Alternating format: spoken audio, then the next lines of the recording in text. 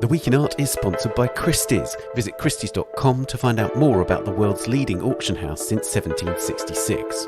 Auction, private sales, online, art, anytime.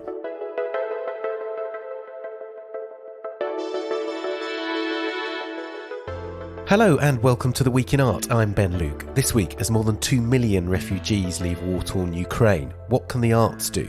Plus, NFTs and other digital art in Dubai, and Felix Gonzalez-Torres' curtain of golden beads.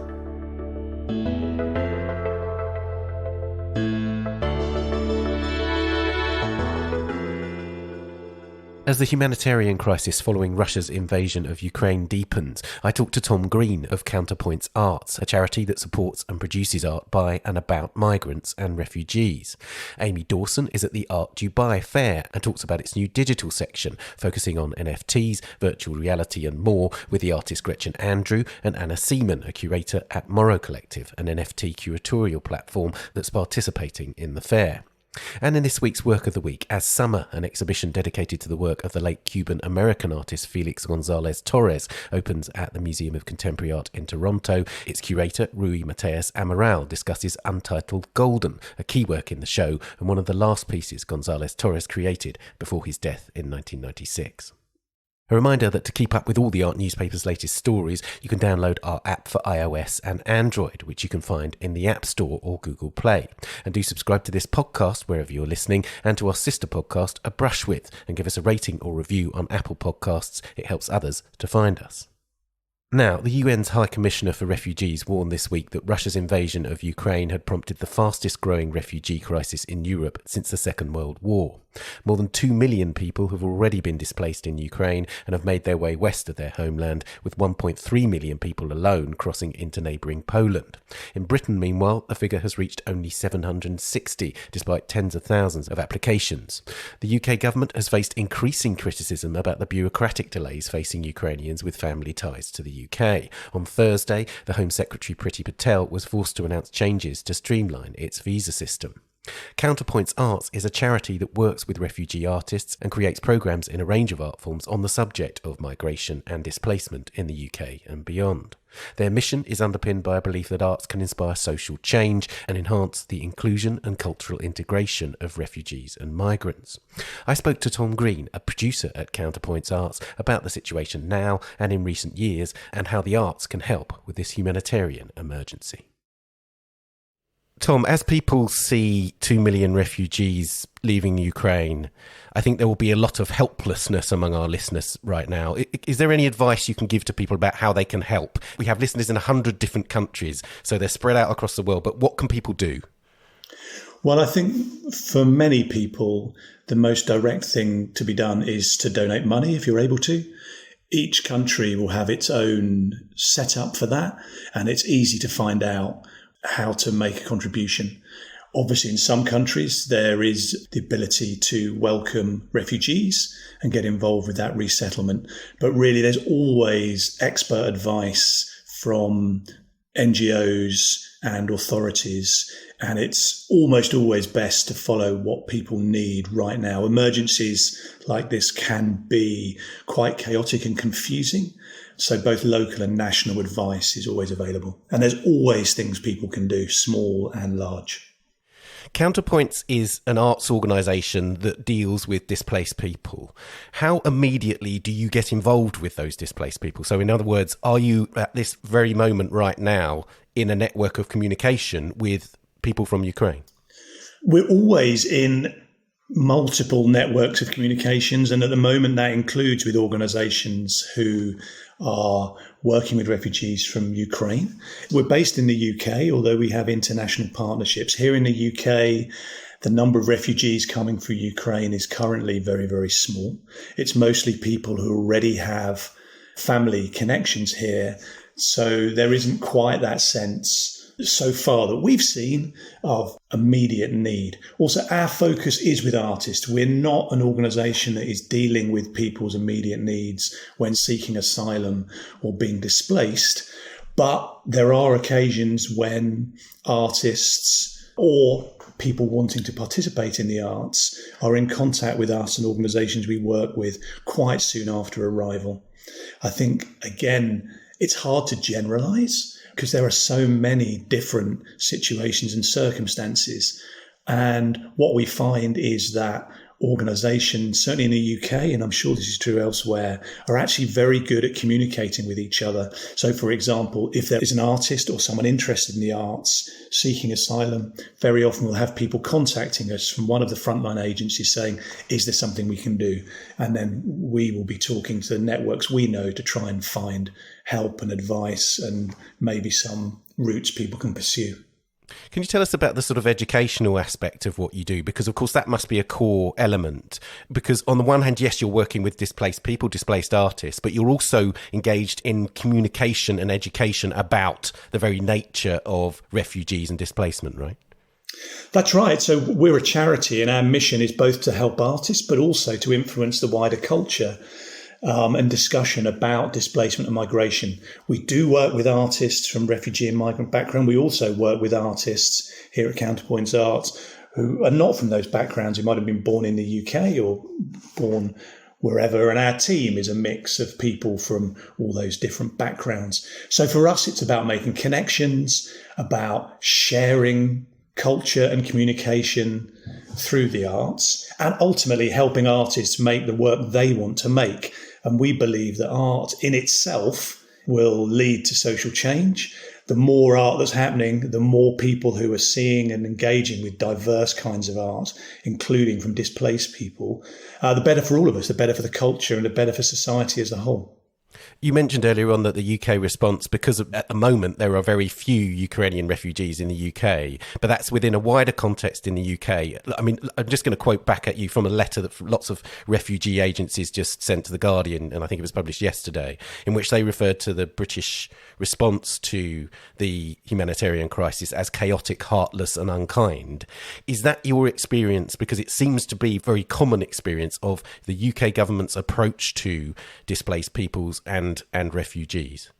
I think, Ben, what we've seen over a number of years is an attempt to minimise and reduce the potential of the asylum system on numerous fronts by the government. And we see it now where rather than offering sanctuary to people, it's a question of documentation, of complicated processes and visas, really with the intention of minimising the number of people who come. That's a long-standing policy from the government. But what's heartening is that the population seems to be having a different view.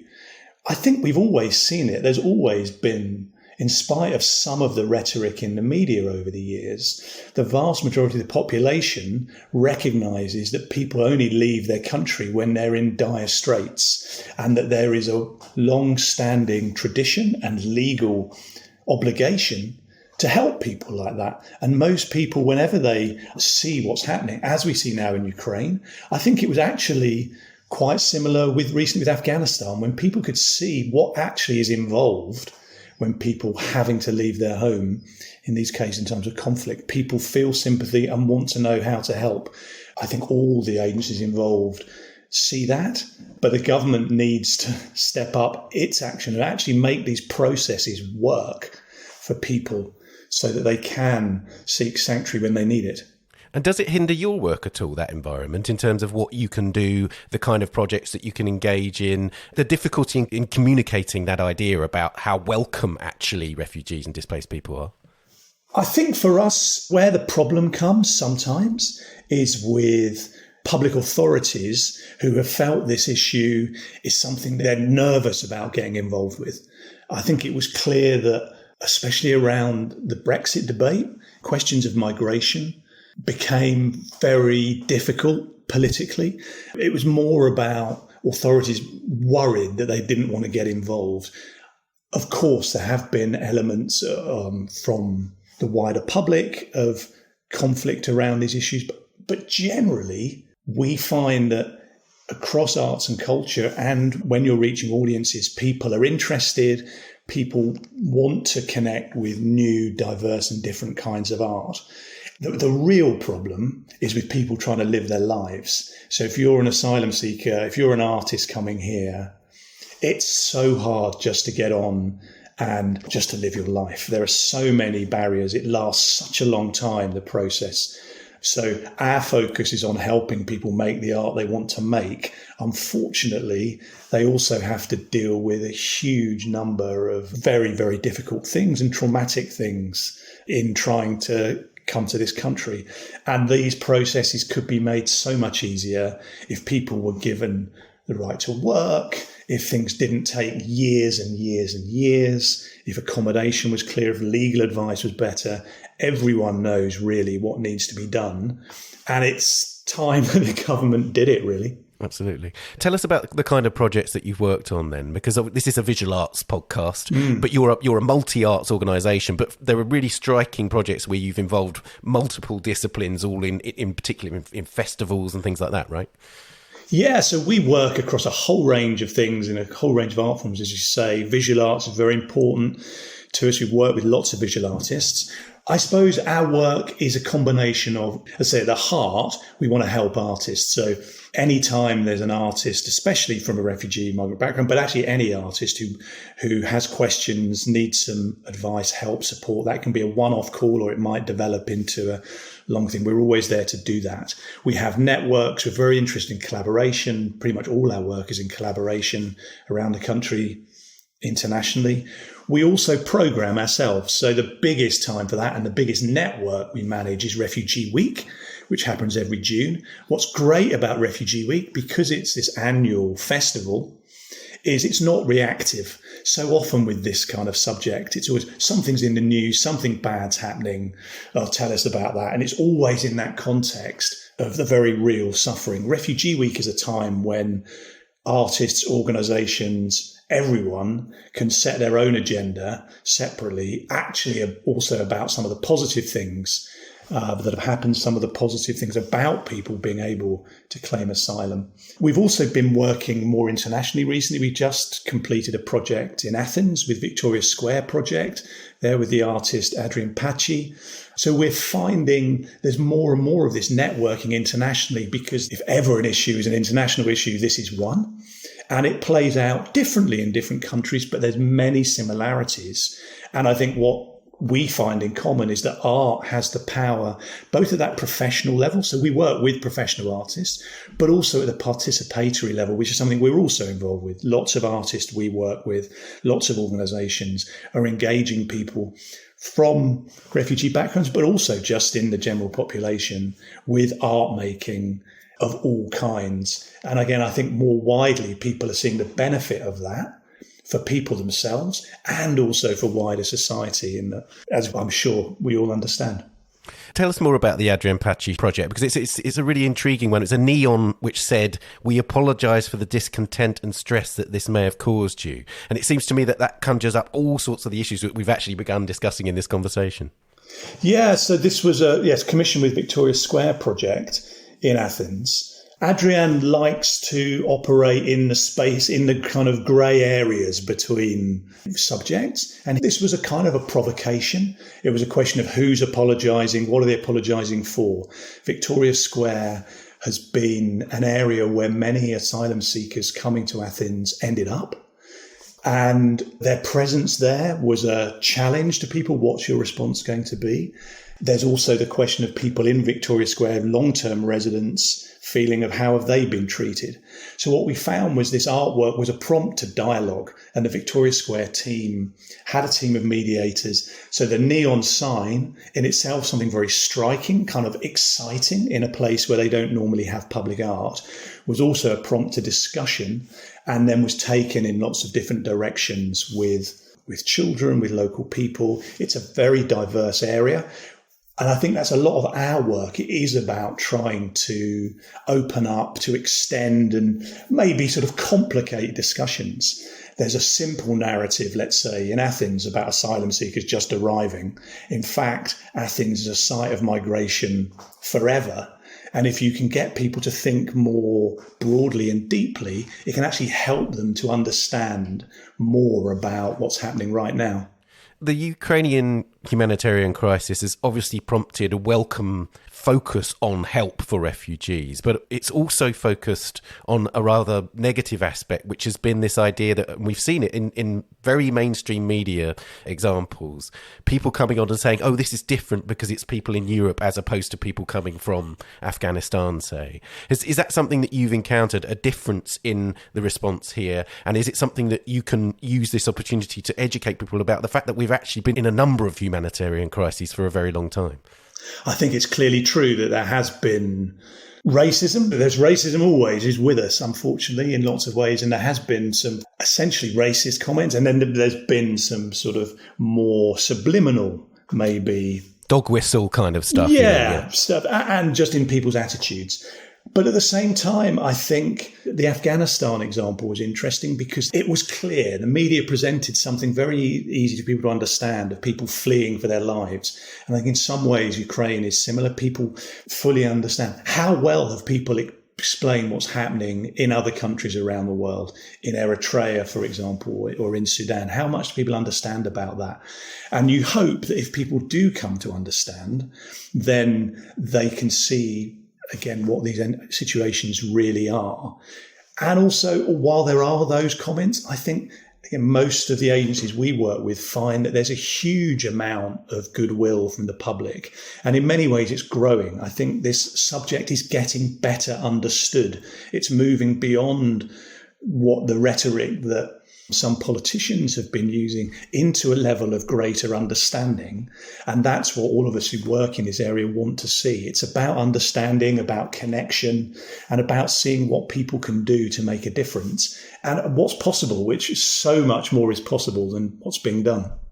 You mentioned Refugee Week earlier on, and obviously this year, as you say, it's not reactive, but inevitably it will respond to events. Mm-hmm. Can you say something about what the kind of things that you might do during Refugee Week in terms of both your arts practice, but also just in terms of the messages that you might be getting out there this year? So Refugee Week is an open platform that anyone can join, and you can just check out the website and find out more details. We have a theme each year, and the theme we chose this year is healing, because we felt it's always relevant because we're dealing with a situation in terms of displacement that very often involves trauma, but also because we've all been through this COVID process. So healing will be very prevalent. Of course, there will be things responding directly to Ukraine. There already are. There are people doing appeals. I mentioned Victoria Square Project. They have a residency now. They've just launched an artist from Ukraine. I'm sure there'll be more of that. And I'm sure people will also be looking to make the connections between these different conflicts. There'll be exhibitions, there'll be events, there'll be performances. It is important for us that Refugee Week remains a positive time because in a way, the rest of the year, we're hearing a lot about the difficulties in terms of policy, in terms of experiences people have. And we feel that to have Refugee Week, that 1 week in the year when we do focus on celebration, on coming together, it's a way of engaging the wider population to see that this is a subject that they can connect to. It's not something necessarily remote and distant. They're welcome in, and that way we feel longer term has a bigger impact. And we see Refugee Week growing every year, and it is growing internationally. There'll be a Refugee Week program in Germany, in Greece, in Malta, Hong Kong, Taiwan. So there's lots going on. Yeah, and if people want to know more or find out how they get involved, just check out the website Refugee Week and get in touch with us here at Counterpoints. I'm aware that in the post-COVID period, we talked a lot about arts organisations and funding. And I wonder if you might tell us, in terms of your funding, you're funded by the Arts Council, among other things, Paul Hamlin Foundation, which is a sort of private foundation but funds the arts. But with the growing acuteness of the refugee crisis, will you need more funding to fundamentally do more? Yeah, we definitely always need more funding to do more, for sure. We've been very generously supported by trusts and foundations who've really backed our work over the years. For us and other organisations, that is an ongoing challenge to get that funding and to secure that funding and do the work that we want to do. There's also private funding that we rely on and kind of earned income of various kinds. I think what will really make the difference for us, and what really does make the difference, when people see the kind of work that we do and understand it as something very positive, something that is contributing to the culture as a whole, because we're helping to bring in people who'd otherwise be excluded. So we see our work very much within the broader context of diversity and inclusion and participation. We have a particular focus. And of course, migration, refugees can often be the excluded from other things, but we want everyone, local councils, arts organisations, to see this work as part of this broader inclusion that makes art, culture and life better for all of us. That element of social change that you're talking about there, does it happen in spite of government, or can you lobby the government? Can this be a moment actually to ultimately change what has become the hostile environment in the UK? I think there's some very heartening signs. There's a coalition of organisations called Together with Refugees who are working very much on the policy front and around. There's a bill in the UK that is going through Parliament that has some really, really retrograde measures towards immigration and asylum. They're working together as a coalition with really clear messaging. And they're definitely seeing that now there is a change of atmosphere. There is an opportunity. There are politicians on all sides who are saying, hang on a minute, this isn't right. We should be doing this differently. And if people want to know more about that, Together in the UK, Together with Refugees is the coalition that has all that information around policy. At Counterpoints, it's not something we're directly involved with, but we're part of that movement that see that change can be made and change needs to be made.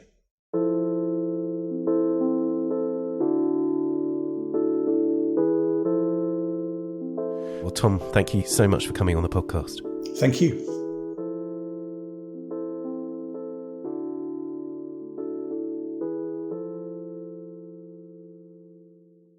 You can find out more about Counterpoints Arts at counterpointsarts.org.uk. And Tom mentioned Together with Refugees. Their website is togetherwithrefugees.org.uk. Coming up, we hear about NFTs and other digital art in Dubai and Felix Gonzalez-Torres' Untitled Golden. But first, here are a few of the top stories on our website this week. In our coverage of Russia's invasion of Ukraine, we reported that the Hermitage Foundation UK has followed the Hermitage Amsterdam in cutting ties with the Hermitage Museum in St. Petersburg and halted its efforts in building cultural bridges between the UK and Russia. The first ever solo exhibition in Russia of the late French artist Christian Boltanski has been indefinitely postponed. It was scheduled to open on the 14th of March at the Manège Central Exhibition Hall in St. Petersburg, but Boltanski's heirs have decided to pull the show and his works are being shipped back to France. The artist was descended from Jewish immigrants from Odessa, Ukraine's third largest city. And Pussy Riot member Rita Flores, who left Russia last year after multiple arrests, had the letter Z, prefacing the phrase "We will end this war," sprayed on her Moscow apartment door on the 5th of March. The Z symbol first appeared on Russian tanks as they surrounded Ukraine and has become the graphic rallying point of the invasion. It's being widely compared with the Nazi swastika. In other news, the Metropolitan Museum of Art in New York is deaccessioning Pablo Picasso's first Cubist sculpture, Tête de Femme Fernande, and consigning it for auction at Christie's to shore up the museum's acquisition fund. As Daniel Cassidy reports, the work, which is expected to sell for around $30 million, will become one of the highlights of the auction house's marquee evening sale of 20th century art in New York this May. The bronze was cast from a model executed in clay in 1909 and represents a pivotal chapter in the development of Cubism, but it's being deaccessioned because the Met was recently given a second cast of the work. Meanwhile, bronzes from Benin in the Smithsonian Institution in Washington will be returned to Nigeria as part of a major restitution agreement, putting pressure on other museums worldwide to follow suit. As Gareth Harris reports, the Smithsonian will coordinate the return of the objects with Nigeria's National Commission for Museums and Monuments, with an agreement expected to be signed this spring. A spokesperson for the Smithsonian has said that the organisation is still working to determine the provenance of some of the 39 Benin objects in its collection.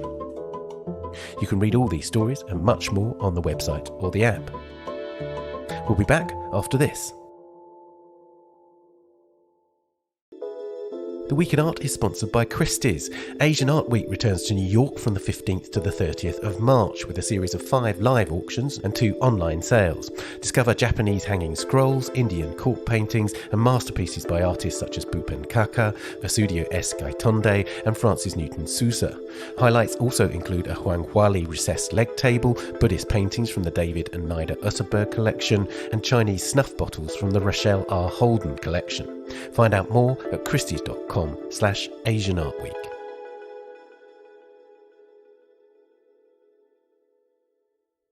Welcome back. Now, Art Dubai opens its 15th edition to the public today with more than 100 exhibitors from 44 countries. But all eyes are on its new digital section where, according to a statement, it will examine the context out of which NFTs, cryptocurrency, video art and virtual reality have grown since the rise of digital art in the 1980s. The special separate section, for which the cryptocurrency trading platform Bybit is the lead partner, includes 17 presentations from both traditional galleries and digitally native platforms.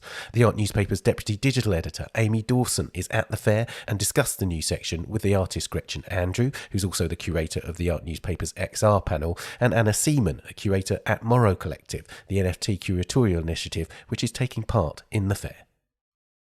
So before we crack on with what we've seen and what we think, we kind of need to talk about some of the terms that we'll be talking about, because one of the things, and even Art Dubai acknowledged this, that's difficult about this digital art sphere now is that it's a whole bunch of terms and ideas that maybe are not so familiar to the traditional art market.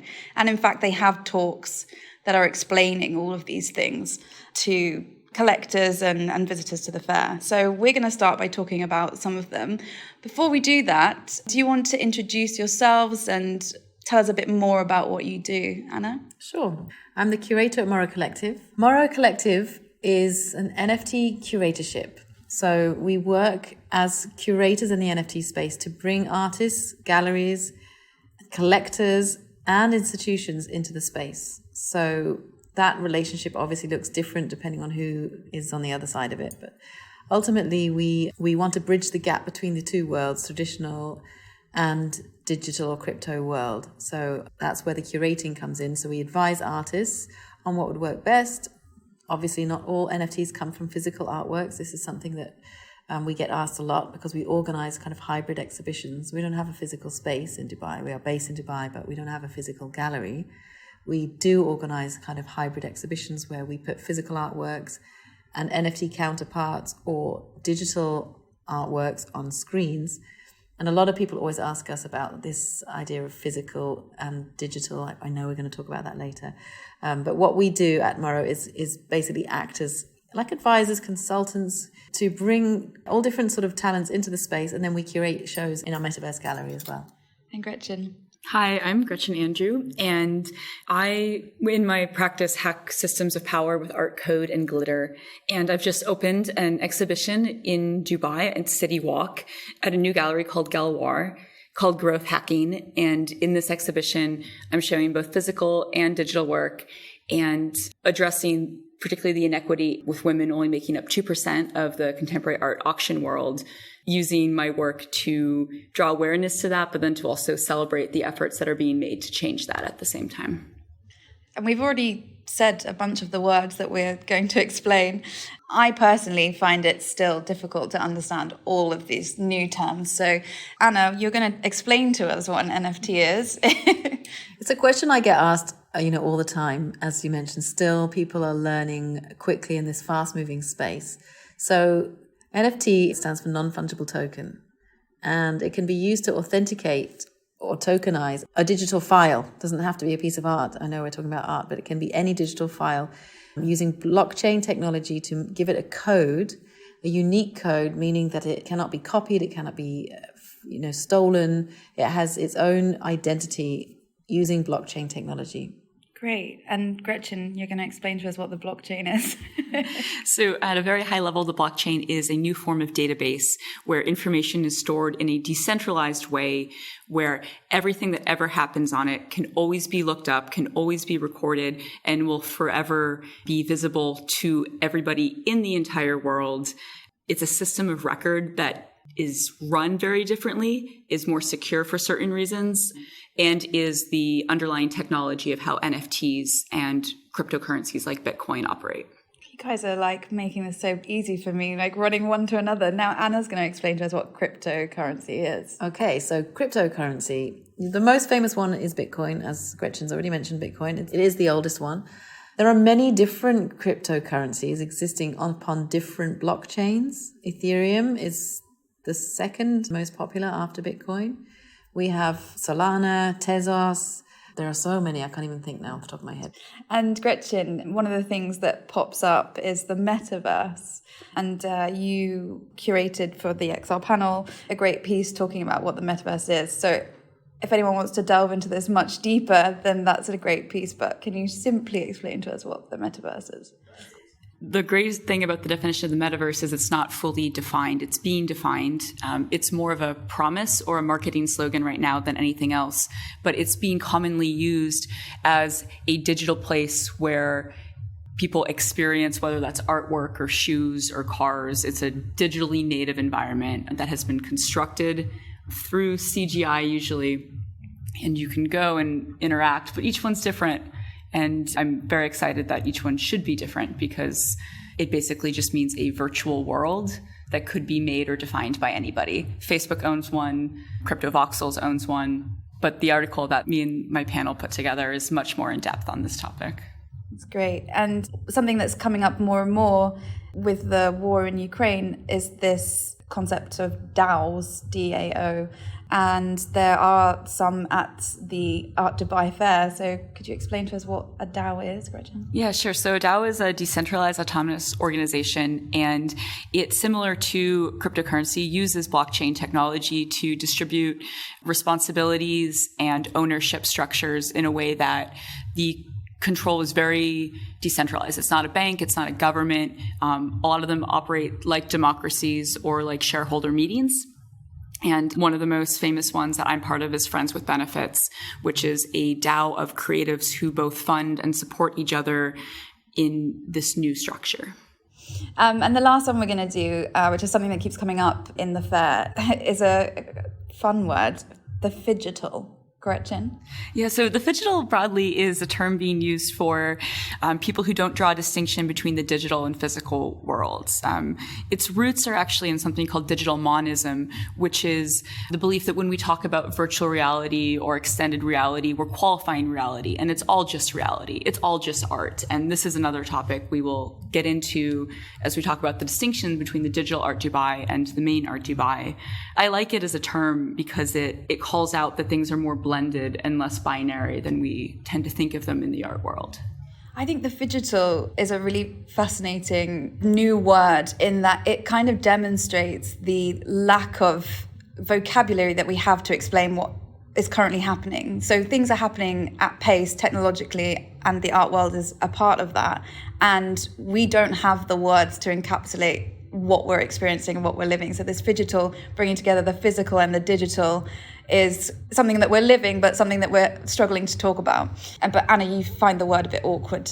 I love the word. I did actually, initially when I first heard it without seeing it written down, I thought it was to do with the way that we sort of can't keep our concentration in the digital world, always fidgeting from one thing to the next, because our attention is just so fractionalized across so many different platforms, devices. But it's growing on me. I think you're right. It is a term that is grown from this maybe lack of another term to describe what's happening. So full disclosure, let's talk about what we've seen at Art Dubai. Full disclosure, I'm an NFT skeptic. And I've been very open and honest talking to people in the section about that. And it's really fun because they really try and win you around. One of the things I think that's really fascinating about this kind of digital NFT field is that the people who are in it are super passionate about it. And it's really a community. And that's, I think, a feeling that you really do get at the fair. So maybe you can start, Anna, by talking about what Morrow are showing at the fair. So one of the reasons I love NFTs is because they come from this decentralization, which we've mentioned, but that also has an effect on the artists themselves. I think the art world is quite an elitist structure. It's quite difficult to get onto that ladder, to get gallery representation, to get exposure, to get anyone to kind of, look at you as an artist. And in the NFT community, it's easier because people are united usually on social media or Clubhouse or Twitter or, any of these platforms. So it's much easier to reach wider audiences, which is what attracted me first to NFTs. Also, for artists coming from a physical background, traditional rather, painting or drawing or whatever, they found that if they move into digital, there's also new potential. Obviously, that the act of moving to digital has always been there. NFTs is a medium, not a new thing. But again, I really was passionate and am still passionate about this sort of way that the community is lifting everybody up rather than kind of, feeling like as an artist, you're always reaching a closed door. I think there's much more of an openness. Whether that stays or not as the space grows, who knows? So Morrow, I'll talk about a bit what we have at Morrow's stand. We actually have a lot of art. We have 36 artists on our booth. But I really do want to talk about some because we have established artists, physical artists that your readers will probably already know of, coming into NFTs through a relationship that we have with the galleries. For example, Halima Karim, well-known Iraqi photographic artist. We have 2 of his NFTs on our stand. They are slightly animated, but they're so powerful on their own. Sarah Rahbar, also really prominent Iranian artist. She's given us her first ever flag. She's quite well known for her flags. Her first ever flag actually doesn't exist as a physical piece because it existed and then she built upon it and built upon it and built upon it. So I'm quite proud of that one, to be honest. We also have works from artists who are very, very new to the whole scene. Aisha Juma is an interesting one. She's an Emirati artist. She's quite well established in the UAE. She's not massively well known, but she's been practicing for many years and she does these beautiful kind of meditative drawings in the physical world, pen drawings, and she's moved herself into digital drawings. They're really beautiful, almost surrealist portraits with lots of bright colours, and these are her first ever NFTs. She made them at the beginning of this month, 2 weeks ago, and we're excited to bring them. I think one of the things that's really interesting about your booth is that you're showing NFTs in loads of really different ways. So, for example, there's physical works on show that when you hover your phone in front of, you can see the moving NFT that it's backed by.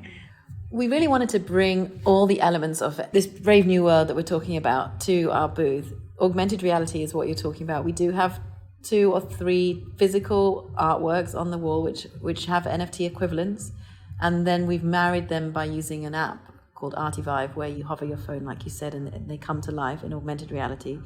We have a physical sculpture which is actually derived from a Web3 coded language, actually. So it's called Meta Reversed because it began life as an NFT and it's like kind of morphed into a physical sculpture.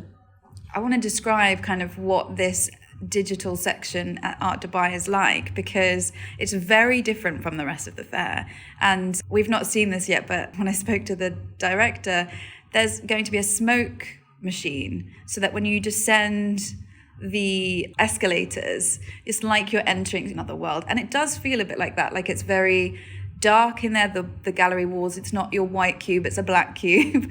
It's black walls, it's green lighting, it feels like very low ceilings. It does feel a bit like walking into some kind of like gaming space or something, like it's obviously chosen a very strong aesthetic. And you are overwhelmed by screens when you walk in there, but I guess that's to be expected.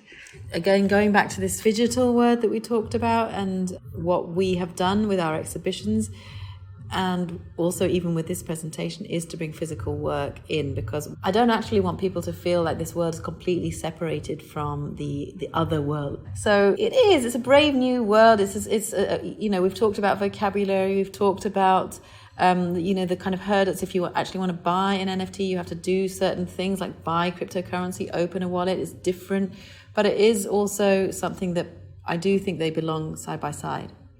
think they are stretching the possibilities of art. There's things down there, your VR experience and immersive experiences. But Gretchen, tell me what you saw in the section and what you liked. Yeah, I definitely think it was very interesting, as I think we were just starting to talk about, that there were two very different sections. In the opening I had last night called Growth Hacking, we did both. And I was actually, to be honest, quite surprised how successful, the installation, but also we had buyers in the NFT space, we had buyers in the physical space. I also found it very interesting that the two art fairs are quite separate. Speaking about the digital sphere, the whole idea that anything separate could ever be seen as equal is quite interesting. Especially last night with the show that I opened called Growth Hacking, we had screens, we had NFTs, we had physical work, and both were selling, both were of interest. I get a lot of energy from the history of what is the NFT, what is the digital art, being connected back into more of the older and traditional arts, which really brings me to some of my favorite things that I saw at the digital art fair here at Art Dubai. So Gazelle.io had a beautiful booth with an artist called Mamadov, who is from Azerbaijan, out of the gallery's Baku headquarters, because they have a London headquarters as well, but they have a gallery in Baku. And this work, while definitely an NFT, while definitely digital, is really alluding to carpets and decorative arts and sewing patterns as these conveyors of information. And it really feels very grounded in a history that is much older than a lot of the NFTs that we see outside of the art world. I very much find that although I'm not personally a fan of how separate the digital art fair is, it's a very professional presentation. It's very well done. The quality of the work is very high. There's a great Don Diablo piece at Institute. The team from Snowcash is there. There's the DAOs setting up. And the work is very good. Having gone through the blended experiences at Art Basel and at Frieze Los Angeles recently, I do think that the separateness is giving it here at Art Dubai the opportunity to really grow and find its own voice and its own community. But I do hope for a more digital art fair of the future. Yeah, let's talk a bit about art fairs and the digital in general and where we see them going. Definitely some fairs have been more open to jumping on, like NFTs. Art Basel definitely has picked this up. And some galleries as well, mainstream galleries like Pace have been more nimble and able to create these new platforms or have capacity to cover this kind of art. Do we see this being a trend, something that continues? Do you think art fairs will get, whether they are separate sections or integrated sections, do you think that more NFT art, more digital art's going to be emerging henceforth in the arts fair circuit? The reason that we're called Morrow Collective is because we truly believe this is the art of tomorrow. I agree totally with what Gretchen said. This idea of the separateness maybe needs to exist right now. Maybe it's important in a way so that this digital scene or sphere grows perhaps on its own, but I just don't think there will be so much separation. I think it's becoming mainstream. It's becoming lingua franca, as I said before. It will just be normal. And it will totally merge. And who knows, honestly, what the future brings for our kids. But I think the young generation growing up now, this is totally native, normal. They're used to spending money in the metaverse, things like Fortnite and Minecraft. They're used to buying outfits or swords or something. Basically, they're used to buying digital assets. So when they become at a stage where they want to buy art, it will for sure be a digital and physical maybe. I never say that one will replace the other.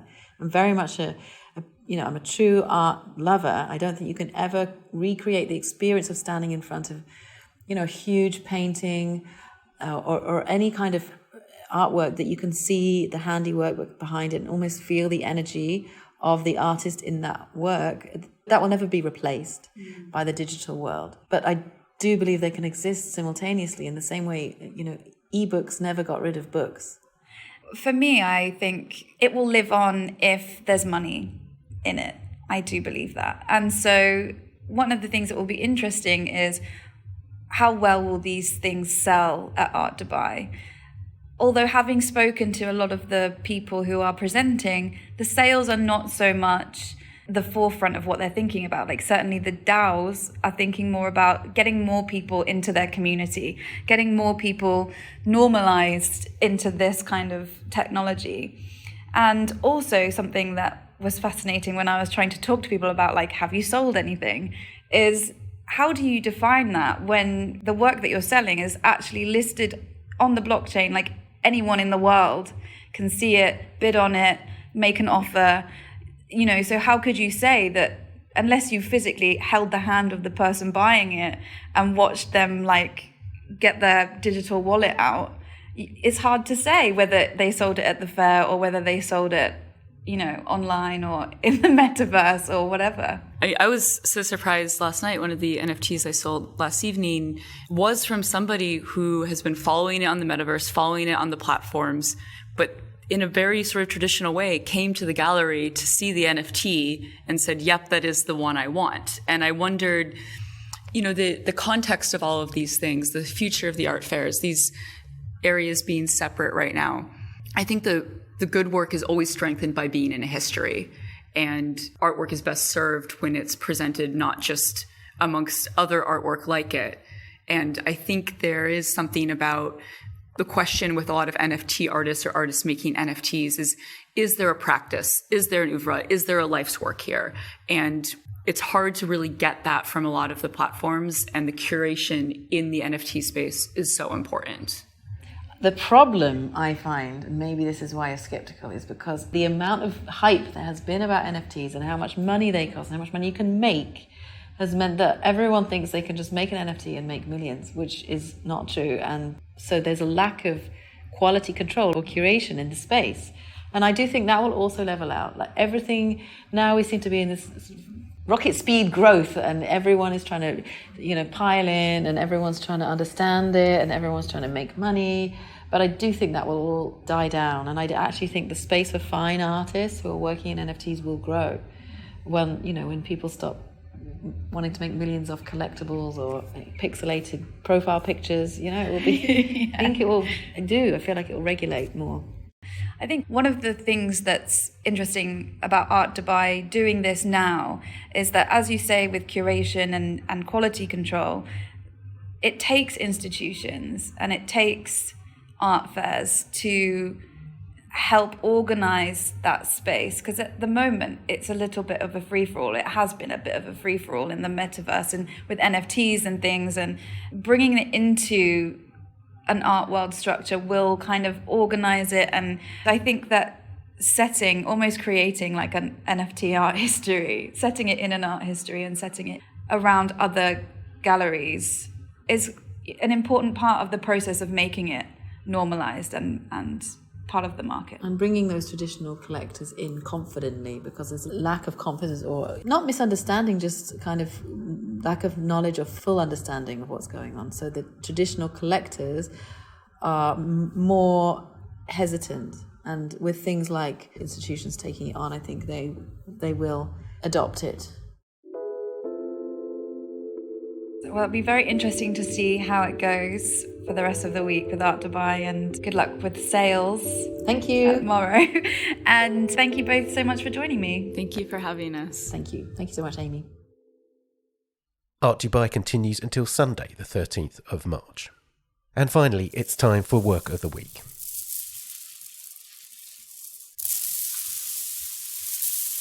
That's the sound of Untitled Golden, one of the beaded curtains that the Cuban-American artist Felix Gonzalez-Torres made in the final years of his life before he died of an AIDS-related illness in 1996. It's one of a number of works by Gonzalez-Torres in Summer, an exhibition that opened this week at the Museum of Contemporary Art in Toronto in Canada. Rui Mateus Amaral is the curator of the exhibition, and I spoke to him about Gonzalez-Torres' field of glistering beads. Rui, we're talking about Untitled Golden by Felix Gonzalez-Torres. Tell us about the work. So Untitled Golden is part of a body of work that Felix developed, and there are 6 different types of curtains, and the work is comprised of a set of beaded curtains that have to span across an area where people would naturally pass through in the museum. And Untitled Golden is specified as golden beads. So what you do with the work is you receive kind of a set of loose instructions that tell you exactly what I just expressed, in the sense that the only stipulation is really that it has to span that kind of space so that it becomes a kind of threshold or kind of membrane within the space. And then you locally source the golden beads and you install them yourself. And so the work is adaptable to any location. Wonderfully, in that very short description, so many of the complexities of this work begin to emerge, right? Absolutely. So let's talk first about the bodily aspect, because you use the term membrane there. And this body of work, these curtains, they all in various ways relate to the body, don't they? Tell us about that. Yeah, I actually didn't realize until installing this work how sensual the piece is, which is so contrary to kind of the moment we've been living through, in the sense that also the golden curtain is this filter as well. It can also be a form of protection, in the sense that it changes what is on either side of it, in the sense that it does create a kind of illusion potentially of a boundary, which I think is really interesting about the work. It's interesting seeing that moment where someone is not sure if they can cross. But there is such a sensuality when you actually do cross, because the weight of the beads almost creates a sensation of actually brushing up against another body, which I had almost forgotten because it's been so long since I actually crossed one of the curtains myself. So yeah, that's a kind of my first thoughts about its connection to the body, for sure. And of course, in others in the series, Untitled Blood, Untitled Chemo, yes, these were directly related to the very visceral and tragic experience that Felix had of AIDS. And his partner, when he made this piece, which was right at the end of his life, his partner, Ross Laycock, had died of AIDS-related illnesses, and then he himself would go on to die of AIDS-related illnesses. And so the idea of bodily fluids are directly connected to this, and the experiences of the body at that time, in a very politically charged moment, right? For sure, it was a very politically charged moment. And, Felix really straddled that line with his work of the kind of the critical and the celebratory, the public and the private, which this work also makes possible. And also the high culture and low culture, which is really interesting. What I find so beautiful about the piece is that from afar, it feels like this monochromatic, in the way that he described, a spread of gold once as this new horizon. There's something shimmering, there's something kind of illusion-like about this piece. And then as you actually go up to it, you realize, the beads are quite cheap. Just to kind of, there's something, some of them are discolored. In our case, in terms of the supply chain crisis, which is when we started to have to source the beads actually come from 4 different locations in the world and 4 different distributors, which also means that when you experience it, you start to see irregularities or moments of discrepancy between the kind of seriality of the beads, which also was kind of unexpected. And in that case, the idea of also kind of flaws, of something that actually changes, that is influenced by the penetration of another body, is very important in the work, or really starts to come through in this exhibition especially. There's also sort of that playfulness of the sexuality of the work too, right? So there's this allusion to golden showers, and so obviously there's members of the public in the gallery experience, and they walk through this curtain of gold. Yes. And so there's something almost humorous about that experience as well, right? Oh, absolutely. And also in the way that it might remind you of cheesy gay bars or any bar in that respect. There's something so celebratory about the work. It's super transformative. And also in this iteration, they actually cover the east-facing windows of the museum, so the light completely changes in the space. The work is kind of transforming before your eyes if you're there for any kind of transition in light, which is really nice. And certainly the transition from one side to the other side. It's both narrow, but also still very spacious corridor. And so there's also a lot of the museum staff who've worked on the piece talk about it being such a private space as well. And then you also see the rest of the exhibition through that filter, which is really beautiful. So in addition to all of that, the idea of sexuality, of sensuality, of the body, of crossing a threshold, of brushing up against something or someone, it has all of these implications, which one can only really experience when you are moving through it. Or observing it. And so it's been beautiful to be reminded of that at this moment, especially at this moment where Canada, which has gone through some of the strictest kind of lockdowns, to kind of open up with the show that is called Summer, that is hopeful in its own expression, and then seeing this glow and warmth of gold, which is both a landscape, a body, residue to some degree.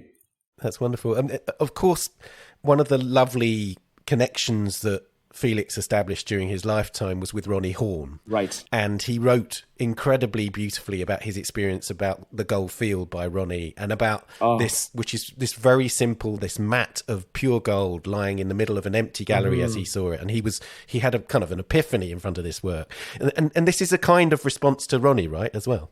Yeah, gold starts to become introduced or kind of picks up speed in his work when he experiences this with Ross in Los Angeles, that piece. And then him and Ronnie start to enter into an exchange about the idea of gold, what gold makes possible, its kind of illusions, but also its fragility, right? The work is called not Untitled Gold, it's called Untitled Golden, which already implies this idea of something fleeting. It's a state. Right? Yeah, absolutely. And of course, the celebratory aspect of it, as you say, is really crucial. But also there is that sort of real life aspect. You talked about this sort of humdrum material. He emphasized that all the beaded pieces needed to be just humdrum beads that you could get from suppliers, as you say. Yeah. But it's also about everyday life in other ways, isn't it? Lots of people have talked about the curtain's relationship to the thresholds in Latin American homes or shops or whatever. Can you say something about that? Yeah, absolutely. This actually just happened before we had this conversation. There was a number of people kind of moving through it, moving materials from one end of the show to the other. And only just hearing the sounds of the beads just reminded me of being in a bodega or being in a convenience store. You know, these spaces where this material is just, it's convenient, right? You conveniently just string it together and you can create this makeshift curtain, membrane, threshold, let's say, which you would use to kind of emphasize one thing or hide another. As an example. And so there is that, the sound of it brings in those moments of the everyday, but also of, carnivals, of kind of mass celebrations. If we're going to, think about Latin America. So I'm from the Azores in Portugal, and many homes still have their laundry outside in these kind of tanks where you kind of wash the sheets, anything that's kind of like very mass. And many of the homes that I remember and still exist do have some form of like a beaded curtain as the threshold. And it just reminds me of all of kind of the women in my life whenever I would go back there in the summers who would just, that sound was just, someone's doing laundry or someone's bringing the laundry back or the laundry is done. Those very kind of banal moments that all of a sudden take on this poetic power, this sense of memory for people is it's really strong in the work. That's really lovely. I wanted to ask about installing the work, because one of the things that Felix said in an interview once was that the instructions are vague enough to allow an element of interpretation from curators and installers. And because of the kind of macho minimalist kind of precision that they'd been used to, lots of people couldn't get used to that. The idea that they were kind of almost collaborators in the work was somehow alien to them. Did you feel like that as a kind of, you were helping to make the work, to realize the work in that way that Felix sort of generously allows you to? Oh, absolutely. There's a gift to Felix's work, which is the freedom to work within loose constraints, to also bring in contradictions, which are so important to his work. There's so much agency, but that can also be a burden at the same time, right? In the sense of this idea of, that's become important for me in realizing his work, is the idea of inheritance, right? We're always passing down things, and we're also taking on the responsibilities of things. And the question of, what do you do with it, right? What do you shed? What do you take liberties with? How do you maybe transform something you've been given? And it's quite a big responsibility, because at the end of that, someone else is interpreting it, right? You've made these choices, but these choices create new inflections and create new meaning. And at some point, it's standing in those decisions and those choices, and then also giving them away to some degree, and giving away the power of the kind of meaning that those choices might produce in the world, and all of the myriad kind of interpretations that might come through those decisions. So the weight of responsibility, I didn't quite imagine to be as strong as it was, but it's something that is definitely worth embracing. And it is beautiful to be part of the work and to have to be accountable for certain decisions. We talked about thresholds a lot in this conversation. And of course, this work was actually realised posthumously, right? He conceived of the work, but it was never shown in his lifetime, I believe. And he was very conscious that he was about to cross the ultimate threshold. He had a disease that he knew was fatal at that time. Absolutely. That's why I kind of punctuated in the writing, is this idea of a new horizon, right? This idea that beginnings are also endings, even if they're sudden, or even if they're anticipated. And the life in his work is that there's always decisions that remain in his work that have to be made. and that the work, because he also removed his hand by embracing kind of commercial materials and industrial processes, let's say, it allowed the work to be able to be sustained by transformation and actually benefit from it. And so there is a kind of, I don't want to say acceptance of kind of what was potentially to come, but I think he was preparing. The work is so influential, and it's almost a sense of preparation and generosity that he's kind of imparting at the end of his life. So it must feel extra special to finally be sharing. I couldn't believe this, but it's the first ever solo exhibition of Felix's work in Canada. It must be really special. Yes, it's really special. And Felix has a history here in Canada. So Ross was Canadian, and he moved partway through the relationship to Toronto to study biochemistry here at the University of Toronto. And so Felix would commute from New York or for wherever he was in the world back to Toronto to visit Ross. So it's very special in that regard because Felix does have a connection to Toronto that's both personal and in some cases, there are references to Canada in the work, some that are very direct, some that are kind of more subtle. Those do and don't come through in the exhibition. There's kind of a sense of abstraction and representation that in respect to that connection that happens. So I feel very honored and humbled by being the caretaker and kind of the steward of his work on this occasion, for sure.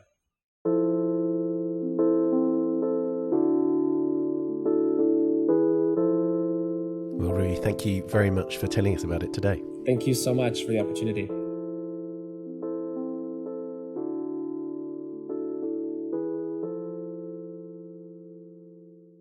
Felix Gonzalez-Torres' summer is at the Museum of Contemporary Art in Toronto until the 31st of July. And you can hear Ronnie Horn discussing her relationship with Felix and her works Gold Field and Gold Mats Paired for Ross and Felix on an episode of our sister podcast, A Brush With. Download A Brush With Ronnie Horn wherever you're listening now. And that's all for this episode. We're on Twitter at Tan Audio and on Facebook and Instagram, of course. The Week in Art is produced by Julia Michalska, Aimee Dawson, Henrietta Bentel and David Clack. And David's also the editor and sound designer. Thanks also to Daniela Hathaway and to this week's guests, Tom, Aimee, Gretchen and Anna and Rui. And thank you for joining us. See you next week. Bye for now.